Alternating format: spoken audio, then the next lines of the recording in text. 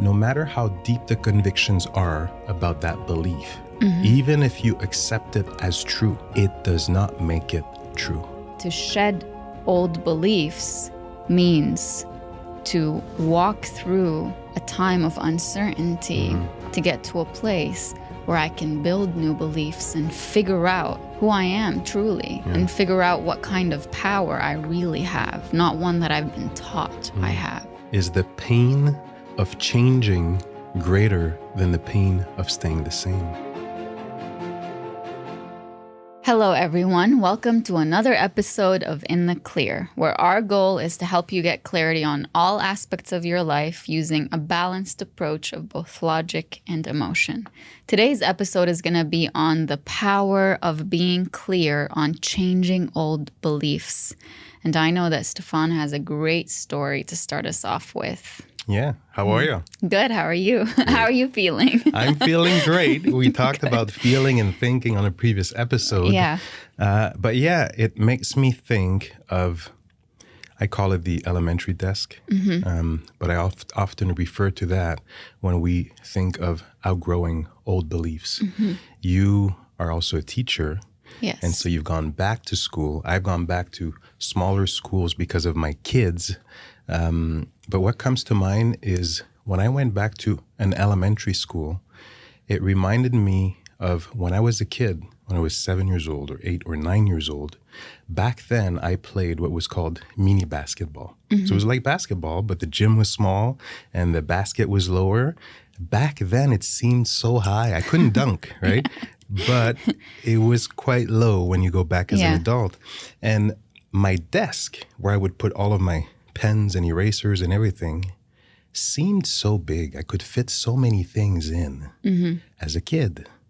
My cubbyhole for my lunchbox seemed so high and so big. But when I went back as a parent with my kids and saw and realized how little everything was, I was like, holy moly, this is so tiny. Yeah. Yet when I was a kid, it seemed so big. And what it reminded me of is that is where very often we install new mental models, where we adopt beliefs, which often, if we don't outgrow them, by default, even as an adult, they will keep on driving our day-to-day life. So today I'm in my 50s. I no longer operate on the default system or mental model because consciously I made an effort to redefine my identity, question my beliefs. And my questions were, that belief that I shaped and formed and adopted as a kid, does it still serve me? Is it still relevant? Or has it become obsolete? And if we don't question those beliefs, they'll keep on driving us. Now, if good mental models were installed as a kid, let's keep them. But the exercise is to question and go through belief by belief. And to check from time to time if certain beliefs are still ones that you believe in or that serve you or that align with who you are now and who you've become, or if they are ones that you need to leave behind you.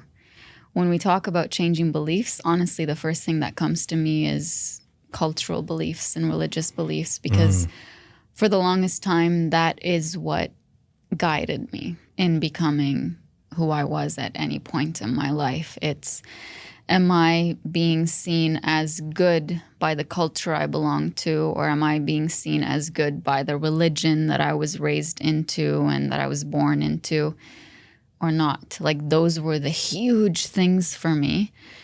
And I didn't even give myself the right to question certain things because I didn't know I had the right to question certain things.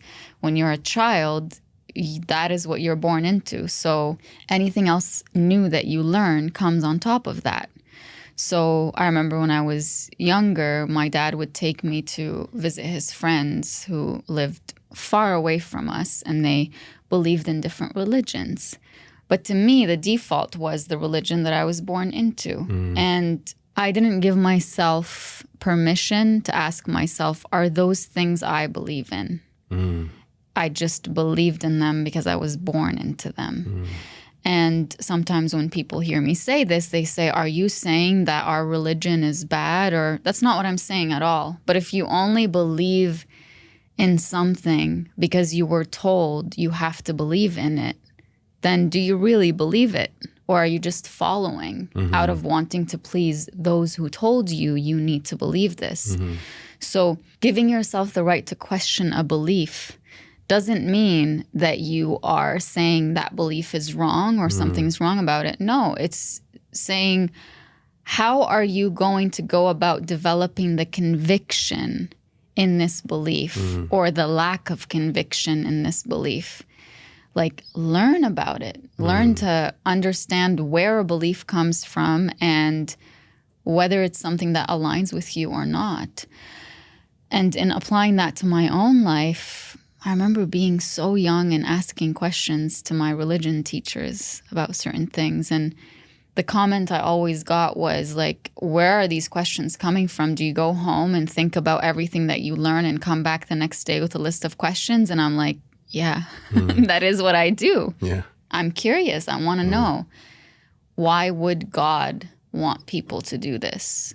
Why would God want women to be a certain way or not be a certain way? Why are men allowed to do certain things and women aren't allowed to do them? Why is it that the culture and religion that I belong to oftentimes are at odds with one another, but I still have to believe in both of them? And I was very young when I started asking these questions. And again, I never got answers. I only got descriptions of myself. You ask too many questions. You're too curious. That's just the way things are.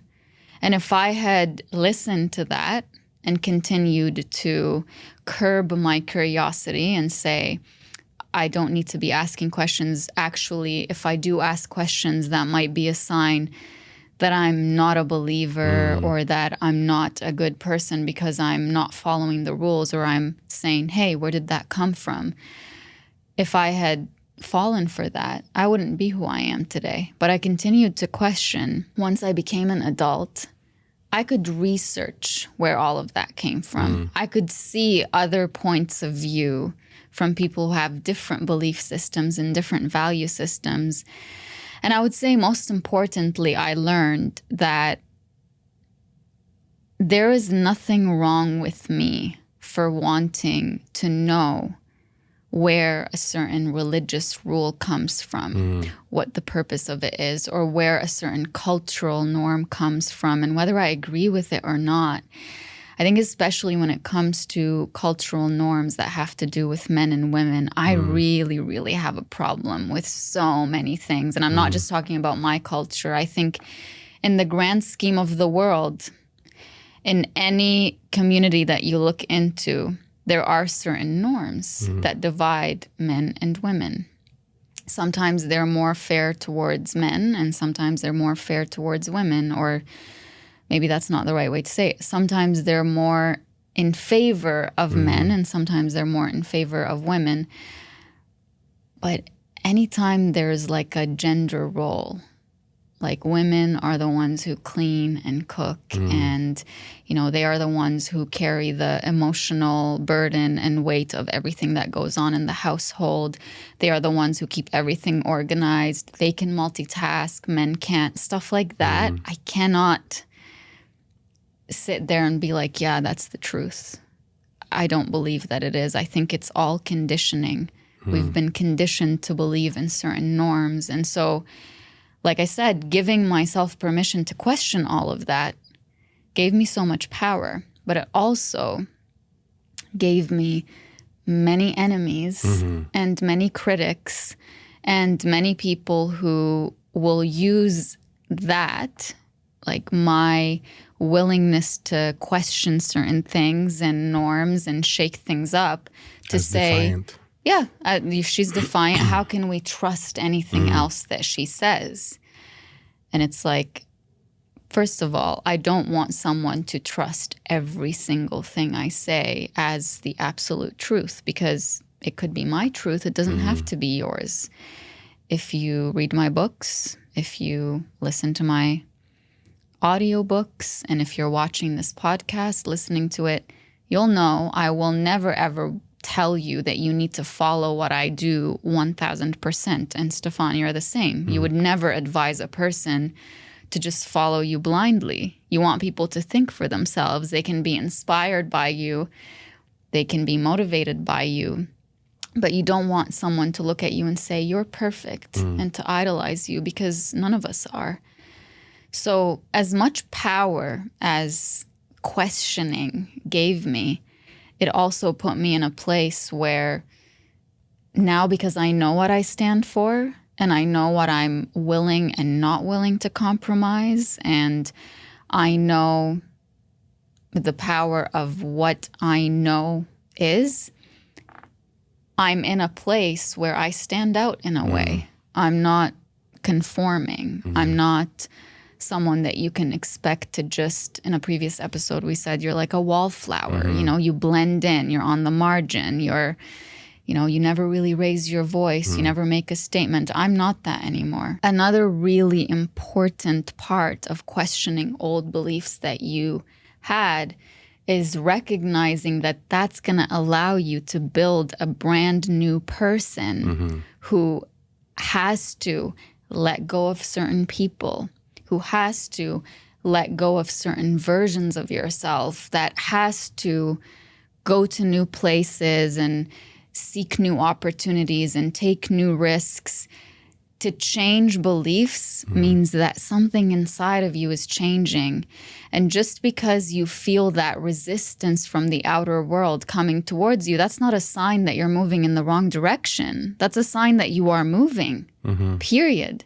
You can figure out later whether that was the wrong direction or not, but try it. Because if you are not fully convinced that where you are and what you believe in is in full alignment with who you are and what you want for yourself, then what's the harm in trying something new and moving towards something new? So take the resistance that you get from the outer world as just a sign that you are changing. That's it. You don't have to label it as, this means I need to go back, because you can't grow and move upwards in life while you're still being weighed down by things that are trying to pull you down, pull you back to what you were before and who you were before.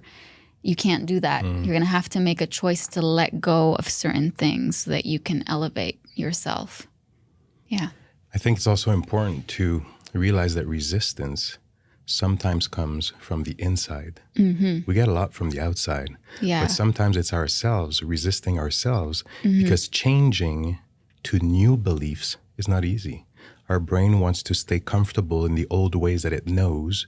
And as we start questioning, I'm talking for myself, when I started questioning some of my beliefs, initially I kind of had to convince myself of this new belief, because you're always called back. You've gotten used to knowing and accepting that old beliefs. It was a huge part of you. Now to let go of that, it might take some time. And you might have to use mantras, for example, and repetition to rewrite over the software to make sure that this one sticks. But it doesn't come easily. Resistance sometimes comes from the inside. And I remember when I thought of this example of going back to my kids' school, how little it felt, I then thought, okay, well, some of the beliefs that I installed back then were based on the data that I was getting at that point. The data has changed since. For example, if I was waiting for a friend, he invited me to a place, I went and waited, and he never showed up, I could have interpreted that as, I'm not enough, he doesn't care about me, and install a mental model that says, Stefan, nobody cares about you. Because of a situation that happened when I was a kid. 30 years later, people might show up and think that I am important and that I am enough. But if somebody is late, it could kick right back in that belief of when I was 8 years old or 9 years old. You know what? Maybe they don't care about you, or maybe you're not enough. And so it's a belief that you install that might have served you back then, but no longer serves you. And so when I talk about questioning beliefs, to me, first is to make sure that it serves me today. If it does, I can still, even if it didn't come from me, if it came from religion or culture or parents, if it's a good belief that empowers me, I'm good with it. Yes. I don't need to reverse it. But if it no longer empowers me, it's okay for me to question it and replace it. And there are things that had been stuck to me as a kid. Let's call it labels. We are all familiar with Post-its, right, that you stick on the fridge or whatever. So it's like, the way I see it, teachers, instructors, family members, friends as a kid put Post-its on you. One is you don't look good. The other one is you don't run fast. The other one is you're not good when reading out loud in class. The other one is you're too short. The other one, you know what I mean? Like we get so many Post-its stuck on us as kids. And if we keep on going by the default mental models, as a 50-year-old today, I would still have these same Post-its that were stuck on me by a teacher and instructor as a kid. So when we start questioning, we have to review and say, am I really ugly? Am I really still too short? Am I really not able to read out loud? Because I can grow, I can learn, and I can change. And very often we change, we grow, but the beliefs remain the same. And they keep on driving us without us being aware of it. Absolutely. And so it's okay to let go and remove some of those Post-its, literally, and place new ones that we write the new belief on and stick on ourselves. And in that process of removing those labels and all the external Post-its that everyone placed on you when you were younger, you can also ask yourself, how did it feel to be labeled that way? Because that also helps you change the belief. If you say it made me feel angry, well, did you express that anger back then? Probably not. Express it now. Say, how did it make you feel to be labeled as you're not good enough, your grades aren't high enough, you're stupid? How did that feel to hear it? Say it out loud. I felt hurt that someone called me this way, or it just made me feel so bad every single day. Like, just express that anger, give it an opportunity to be released so that you could welcome a new belief with new emotions attached to it. So it's important that on that journey that you are logicking your way to a new belief, that you also feel your way to a new belief. And when we were talking about resistance, so in my book, The Only Constant, that's coming out in March of 2024, go pre-order it, I do talk about resistance being one of the hindrances to change when we are trying to effect any kind of change in our lives, or when we are navigating a change that was thrown our way. Resistance, whether it's internal or external, is one of the things that stops us. We take it as a sign saying, stay in your place. It's too scary to get to the other place. So when you are trying to move in a different direction in your life, you might mistake the unfamiliarity that you feel on that new direction with danger. If it's unfamiliar, then it's dangerous. But reflect on the familiarity that you are currently in and ask yourself, is it safe because it's actually welcoming of who I am and who I know I want to be and where I know I want to go? Or is it safe because I'm in protection mode? I'm hiding myself and I'm protecting myself from fully projecting who I am into the world around me, because if I do project myself, then I am in danger. So is it the kind of safety that you feel you can explode and expand into the world around you? Or is it the kind of safety that's just like, I'm okay here. You know, I don't need to take new risks. I don't need to try new things. So if the current familiar that we are in or that we are used to is one that crushes us, belittles us, tells us that we have to believe in certain things and follow certain rules and conform, and if we don't, then we are going to be exiled and talked about and bashed and all of that, then we don't want that to be our familiar anymore. What we want to do is go inwards and say, how does it feel to live in this familiar? Truly, do you feel good internally? Well, no, of course I don't feel good. Okay, there is a new feeling that you can feel. Let that anger that you're feeling inside, let that hurt for all the years that you have just been forced to really fit your big entire being into this little tiny space that's breaking you all over.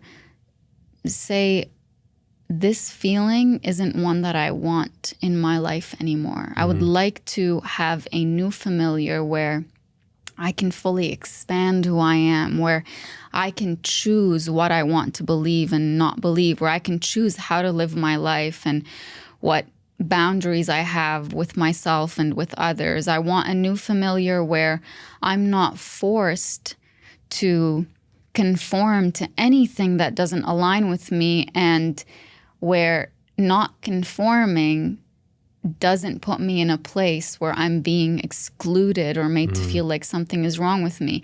So if I want that new familiar where I feel in full expansion as opposed to full constriction, I'm making myself so small, of course I'm going to feel that resistance, because my entire life I've been moving in the direction of becoming smaller, and now I'm deciding to go back into the full being of who I am. That's scary. My body's going to resist it. My mind is going to resist it, because it's going to say, whoa, whoa, whoa, hold on. We don't know what's going to happen. What if that person says, I no longer want you in my life? What if that boss tells me, wait a minute, this is not who I hired? What if that friend of mine tells me, you've changed? So there is fear inside of you that's going to tell you, don't go in the direction of being your full authentic self. Don't go in the direction of showing all your cards and just being yourself fully. That's scary. It's going to cause so much change in your life. Well, it is. You just have to choose that that is what you want. Because when you anticipate those things happening, you're less likely to stop when they start happening, because now you've addressed the fear. You've listened to your body. You've listened to those fears, to those emotions. You've listened to all the thoughts that your mind is telling you, like, let's think logically here. This person is only in your life because you are this way. Now that you're changing, they're going to walk out. You've listened to all of that and said, I know that all of that is going to happen, and I'm ready for it. I think that is crucial for my growth and evolution as a person. I think to shed old beliefs means to walk through a time of uncertainty and to push through the resistance to get to a place where I can build new beliefs and figure out who I am truly, and figure out what kind of power I really have, not one that I've been taught I have. I think one of the key thoughts is to figure it out. You have to, and you will figure it out. Really, we can find solutions today, but you have to first dare. And I think what it comes down to is that we need to choose our pain. Because it's going to be painful to remain in the current state, just like it'll be painful to go to that new state. But either way, we're going to go through pain. Yeah. So which is greater? Is the pain of changing greater than the pain of staying the same? And I think that one tool that we can use is make sure that we augment, grow, and increase the pain of staying the same. That'll help us move and change something. If we see the current state as more painful than the new state, we will change. And it reminds me of a story that I shared with you once about the dog. Yeah. Remember that story? So there's a guy who takes the bus, goes to work. And I share that because I really believe that a sign for people, for themselves to realize that there's a conflict is when they start complaining about the existing situation. So this guy goes to this city, he goes to work, he gets off the bus, he walks to work once he gets off the bus, and he hears a dog owling, "Ooh, ooh," and he looks at the dog and thinks nothing, goes to work. So the guy finishes work. It's 5 p.m. He walks back to the bus stop and sees the dog that is still there with its owner sitting behind the dog. And the dog is still owling. It's now 5 p.m. He went to work at 8 a.m. and he's wondering, why is that dog owling? So he goes and sees the owner. He says, sir, excuse me, I just noticed that when this morning I went to work, your dog was here and was owling. I'm coming back after work, still the same scenario. What's going on? Why is your dog owling like this? And the owner said, oh, it's pretty simple. It's because the dog is sitting on a nail. And the man asked, well, why isn't he getting up? And the owner said, because it's not painful enough. Mm-hmm. And too often when I'm talking about making sure that the current state is more painful than the new state, we are not feeling enough pain to change. And like the dog, I've seen myself in that situation where I'm complaining about something when in reality it's time for me to get off that nail. Mm-hmm. Owling is a start and it's okay, but at some point we have to feel the pain and get off of that nail and move forward. Yes. I think many times we stop ourselves from feeling how painful our reality is, because if we give ourselves permission to feel that pain, then we're going to be forced or urged to make a change. And we're so afraid of making a change that we would rather stop ourselves from feeling in the first place so that we don't have to make a decision to change our reality. This has happened to me so many times before, but I'll tell you one time when I had texted my therapist about a way that someone treated me. And I'm not going into details because everyone will know who I'm talking about. But I said, you know, this person said this and that to me. Can you believe it? Like, it was just really hurtful words and describing me in ways that did not resemble me. And I'm just telling my therapist, like, can you believe this person said this to me? And she responded with, wow, that must have felt awful. How does that make you feel? And this was hours after it happened. And when it happened, I was so bewildered by what happened that I didn't feel it. But I was just like, oh my God, like, I can't believe you would speak to me this way and say those things to me. So when my therapist said, wow, that must be awful, how does that make you feel? I burst out crying. That's when I started feeling how awful it actually was.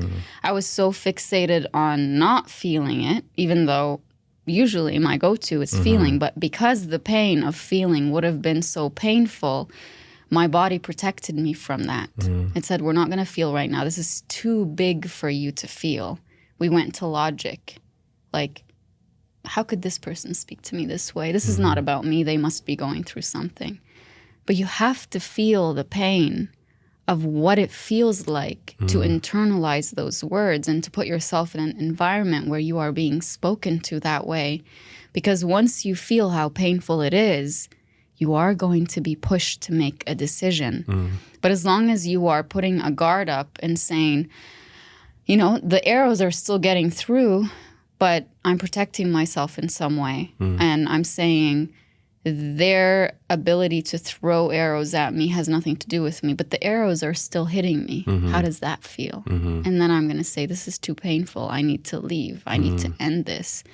So it's so important to ask yourself, how are you feeling? Just like I asked you, how did it feel to get the first copy of your book? You know, that was a little thing compared to the pain we're talking about, but to feel what you're going through, that is going to change something in your life, or it's going to push you to change something in your life. Also, does it really have to be about how painful it is to stay in this reality? Or can it be about how great it will be to be out of this reality? Because so many people will wait for the moment when it's their breaking point. I can't do it anymore. I can't handle any more pain. The pain of staying is so much bigger than the pain of leaving, so I'm going to leave. Does it have to be about this pain being so big, or can it be about the beauty of being outside of this pain? So every person is going to be motivated by something different. Yeah. I can tell you for certain, for me in my life, I have waited for certain situations to be so terrible to the point where leaving was the only choice I had. The only choice I had. How beautiful would it have been if leaving was one of my choices? Maybe another choice would have been to limit my exposure to the environment. Maybe one of my choices could have been to believe in myself a little bit more. Maybe one of my choices would have been to, give myself time away, give myself some space. But the only choice was to say, this is it. It's the end. I'm leaving. To know that I made the only choice that was available to me makes me feel like I didn't really make a choice. I was forced into that. So. But you still went ahead. I did. Because some people, even when all they have is one last choice, they still do not exercise that right of making a decision to change. Yes. You still went ahead. So to me, it's like whether we have many choices, which is possibly preferable, or just one choice left. Yes. We have to go forward, make the decision to change, however painful it might be. And I hear you when you say, wouldn't it be even better if we could decide to choose not based on pain, but based on desire? Because you want something so badly that you're going to make these changes. That's possible, and we do it from time to time. Yes. But what I've come to understand for myself is that pain often is a much stronger motivator. And very often we get wake-up calls, health, death, all kinds of scenarios that we all live through as humans. These wake-up calls touch us in a way that we redefine our perspective about what's happening. We reprioritize things, and we think, hey, you know what? I've been settling here. I should no longer settle for this in a relationship, in a career, in your business, and it shifts your perspective.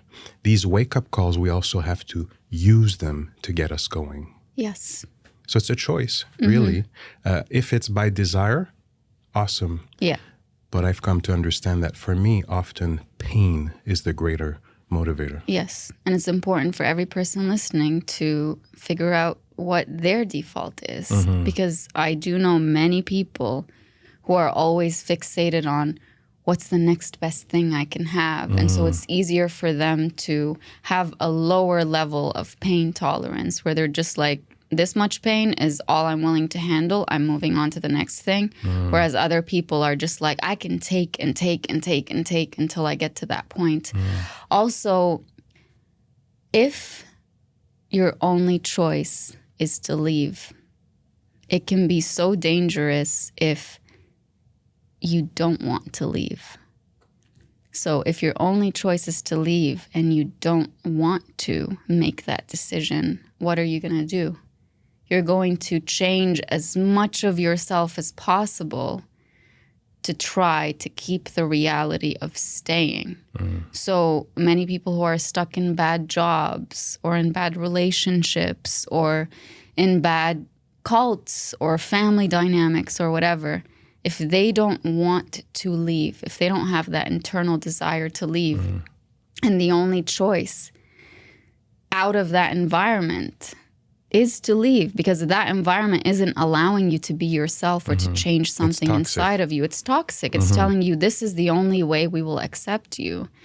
But if you don't want to leave and that's the only way out, it can be so dangerous for you because you are going to continue to dim yourself and break yourself and become a nobody in that environment. So reflect on that.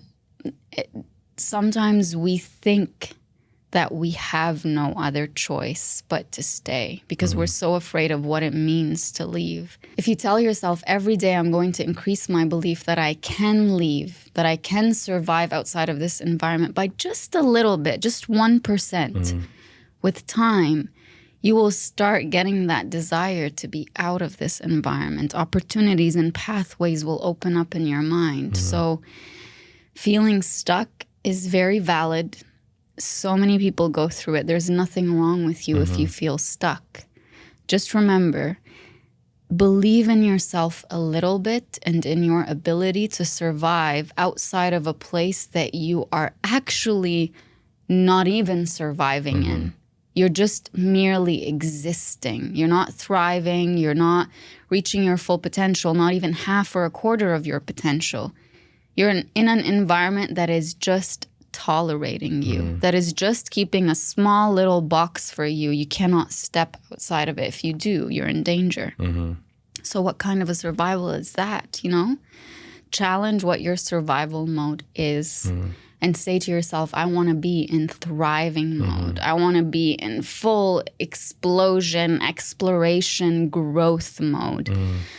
So to leave an environment that leaves a little spot for you, your beliefs about yourself and about the world and about those people that you're surrounding yourself with, or the systems that you are so, you know, affected by and guided and controlled by, you have to leave those behind. You have to be willing to shed those layers so that you could, you know, come out of that and become who you're meant to be. But as long as you are holding on to those past beliefs and all the people that hold you to those past beliefs, there's always going to be that little voice in your head that says, you're doing something wrong, you're doing something wrong, you're doing something wrong. When really, it's them telling you that, not you yourself saying that to you. So make sure that you separate the voices of those around you from the voice you have from within you towards yourself. I think it also becomes very confusing sometimes as to, is that the external voice or is that my voice? Sometimes the external voice is so loud and you've heard it for so long that you think that it is your voice. And to me, what's helped is that at some point I realized, no matter if it was an external voice or belief that I was borrowing from someone, somebody had installed a mental model in my brain, or it was my own internal voice, what helped was to realize that beliefs are decisions. Yeah. Decisions can be changed. Beliefs are decisions. Decisions are rules. Rules are optional. That's one of my mantra. We set the rules for ourselves based on our beliefs. Now, if the beliefs were borrowed from, you mentioned, cultural or religious beliefs, if it was passed down from generation to generation, what I've come to realize is that no matter how deep the convictions are about that belief, even if you accept it as true, as a belief, it does not make it true. So you mentioned before, you have your truth, other folks have theirs. It's not that one is wrong, one is better, but it's important to know what is yours. And to go back to the beginning of the episode, we were talking about questioning these beliefs. There's nothing wrong with questioning them. After you do, you may realize, hey, you know what? This is actually a good belief. Let's leave it in. But question them to know if they're still serving you or not. Beliefs are decisions. You can decide to believe something else. Yeah. And it's okay if you feel resistance or rejection from people around you for some time. Eventually, you'll feel good about that new belief. And beliefs are decisions, even if when we started believing them, we didn't really know that we are deciding. Like when we were really young, we didn't know we were deciding. Absolutely. We just followed, right? But now, with everything that you know, you give yourself the right to decide and say, is this a belief I want to continue believing in, or is it something I want to leave in the past? So one of the most vulnerable stories I ever shared was in Welcome Home, like right at the beginning, where I talked about my belief from when I was younger that told me I don't deserve that. And that was love, belonging, feeling considered, taken care of, feeling like I was a priority, like I was part of something. And the earliest memory I have that shapes that belief for me was when I was at my uncle's house, and it was the night before a big celebration that we had. It's kind of like your Christmas. And, you wake up and you get gifts and all of that, or you get the gifts the night before, whatever. So my aunt and uncle called. We're all playing in the playroom, and they called their kids to go downstairs to the family room and said, "You stay here. It's family time." And I remember I was wearing a green turtleneck, and my hair was, half up, half down. I would have been 8 or 9. I don't remember the exact age. All I remember was sitting there and hearing them laugh and open gifts and, wow, I got this. And they were just so happy. And the first question that crossed my mind was, why can't I have that? Like I immediately formed this internal belief that I cannot have that feeling of family, that feeling of someone took time out of their day to include me in something, to get me a beautiful gift, to put a smile on my face. And I was a little kid, so I couldn't put words to it, but it manifested as, I believe that I don't deserve all the good and happy things that I see all the kids around me receive.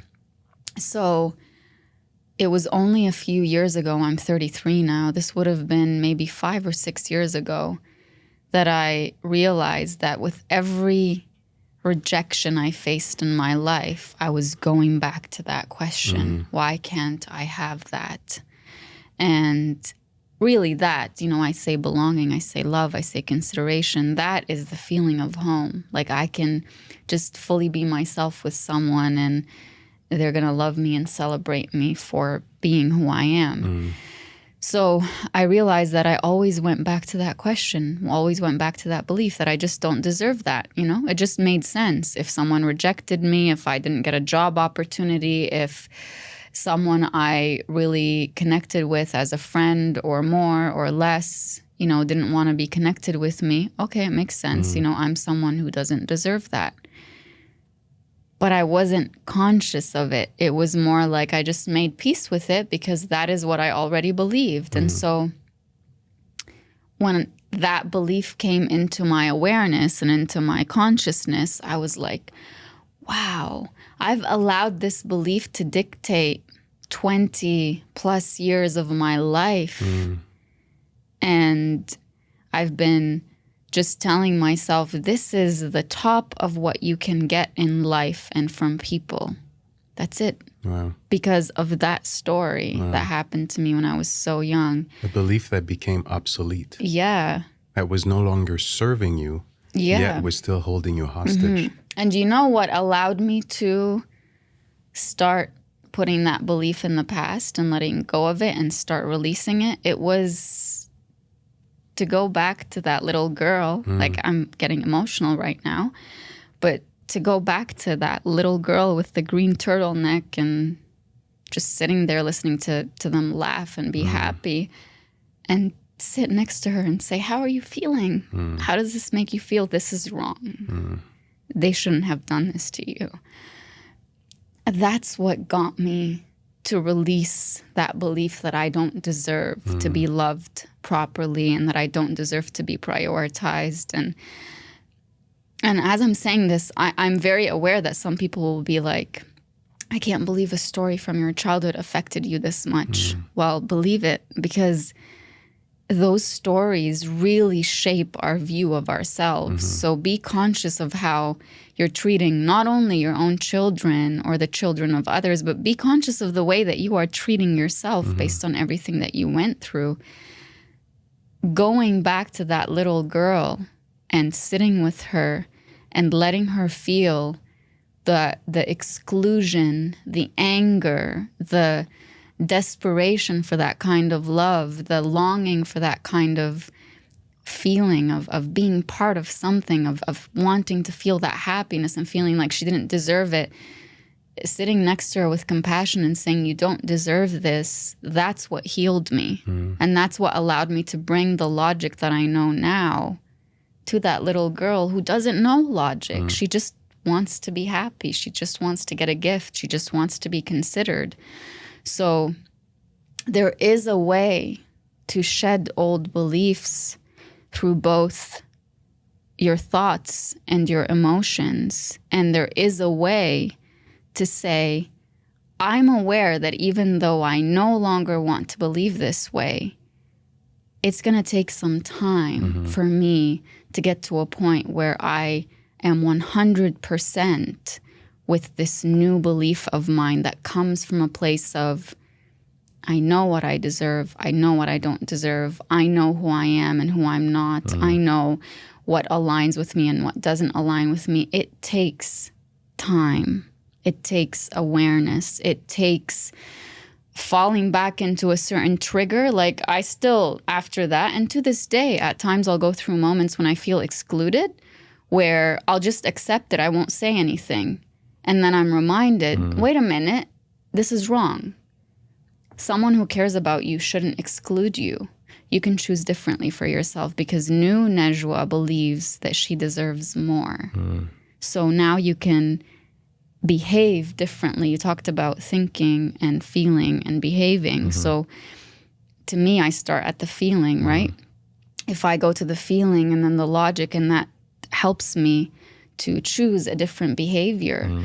So there is a way for you to give yourself the compassion that you need as you are in the process of shedding the old beliefs and forming the new ones. So see it as a gradient. You're going from the past old belief to the new one, and you're not just going from one to the next and that's it. You're going to go through a journey. You're going to be triggered. You're going to fall back into that old belief subconsciously and then course correct, say, no, we don't believe in that anymore. We know how badly it feels to believe in that, and to give ourselves permission to feel that feeling of how badly that belief affected us will actually push us towards the new belief. So visually, I see it as you know how I said the Post-its are stuck on you as a kid? Yes. And then by switching your belief, you remove them? Yes. But what you were saying, I could see the Post-its being stuck back on me. You know what I mean? Like, hey, I thought I had removed it. No, it takes time. Sometimes it comes back on for years and years and years until at one point, there's no more glue and it no longer sticks. It just dries up. It gets dust all over it. But it takes time. Exactly. I think this is a great point for us to tell each other what the two most powerful things we learned from each other were today. The first point is reflecting on what it is that motivates you more. Is it pain, the pain of staying where you are, or the beauty that awaits you when you leave or when you change? What is your motivator? Is it how bad this? No, Are you asking me? Okay, I'm asking the person listening. What is your motivator to change your life or to change old beliefs? Is it how painful the current ones are, or how beautiful and empowering the new ones can be? Reflect on that for yourself and decide what you want to be motivated by. Another point that you brought up that really hit me was how our beliefs are like installed mental models. And the first thing I thought of was, well, why don't we just do like a factory reset and say, we're starting with a blank slate. We're forming new beliefs. We're installing new software. I think that would really help for people who are listening to just visualize that. Say, my life right now is a blank canvas. I've done a factory reset. If I were to invite new beliefs into my life, what would they be? What new mental models would I install? So those are my 2 points. That would be a good question. My main point was, to me, it's like, wow, I wouldn't have thought of doing that, and I should have. But for you to go back and see that little girl as an adult and have a conversation and say, hey, what they're doing is wrong and you're okay, that is like a mind collision that it created in my own brain. And it can be life-changing because first you are forgiving what they did, but also you're talking to yourself saying, hey, you know what? It's not you. You're fine. It's going to be okay. Listen to me. Trust me. I have new beliefs. I've outgrown these beliefs that used to hold me hostage, now you're going to be fine. I have so many examples and situations in my childhood where I could go back to that little boy and say, it's okay. They're doing you wrong. It's fine. It's not your fault. And it's going to be okay. And I think that if our listeners and viewers could just use that a little bit, think of situations and circumstances in their lives, either as adults or as kids, where they have been hurt, they felt pain, they have been wronged, and go back to that situation in that time and say, it's going to be okay. Yeah. It's not your fault. That's very powerful. Yeah. So which younger versions of you do you need to go back to, sit next to, and what words do you need to say to them? I think that's a very great question to ponder and a great reflection for you to have today. Thank you for listening to this episode of In the Clear. We look forward to seeing you next time. Make sure you subscribe to us on all podcast streaming platforms. Follow us on all social media platforms at In the Clear Podcast. Send us your feedback. What topics do you want us to talk about to bring you more clarity? Until next time, have a wonderful day.